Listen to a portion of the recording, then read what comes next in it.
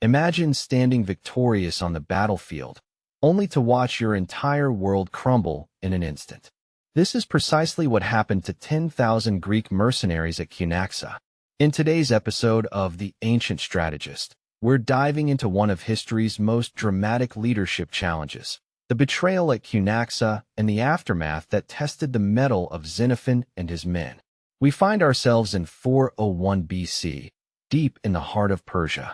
Cyrus the Younger, with his 10,000 Greek mercenaries, had just faced off against his brother Artaxerxes II in the Battle of Cunaxa. Though they fought valiantly, Cyrus's death on the battlefield left the Greeks in an impossible position, victorious tactically, but strategically adrift and surrounded by enemies. Context bridge, let's set the stage. Cyrus had hired these Greek mercenaries, the finest warriors of their time, to help him seize the Persian throne. The Greeks, unaware of the true nature of their mission, had fought bravely.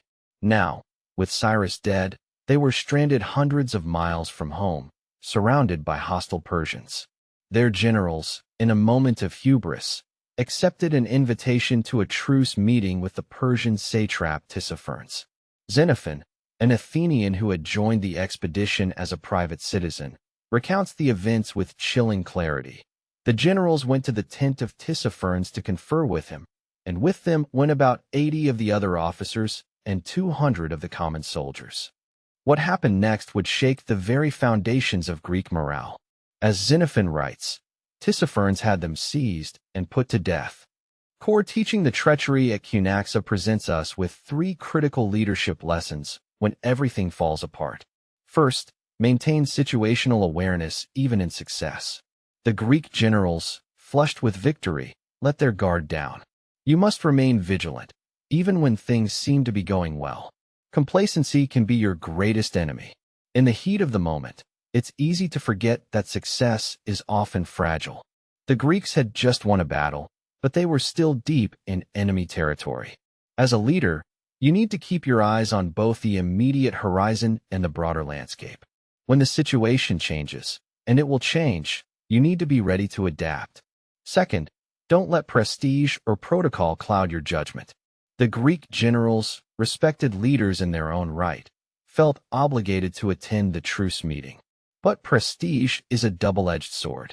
Sometimes, the most courageous decision is to challenge the status quo or refuse an invitation that seems too good to be true. Xenophon's account shows us that even the most experienced leaders can fall into this trap. Third, crisis reveals true leadership. With their generals gone, the Greek army was plunged into chaos. But it was in this moment of darkness that Xenophon, a relatively junior figure, stepped forward.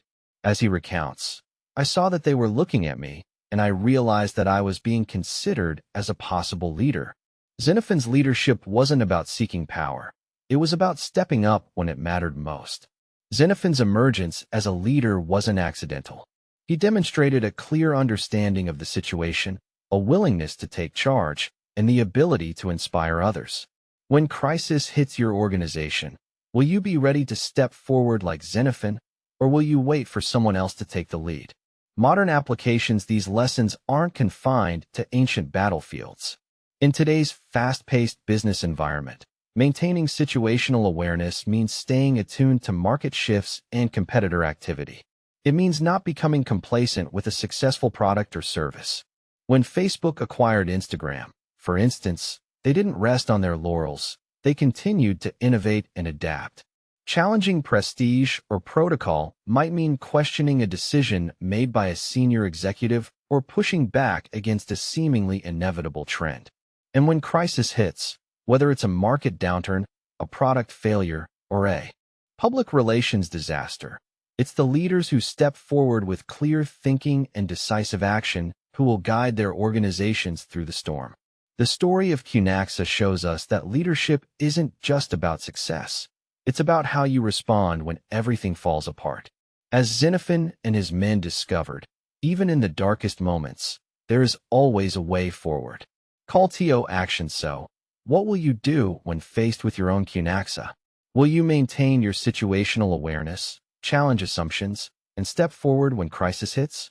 The wisdom of Xenophon's Anabasis is timeless.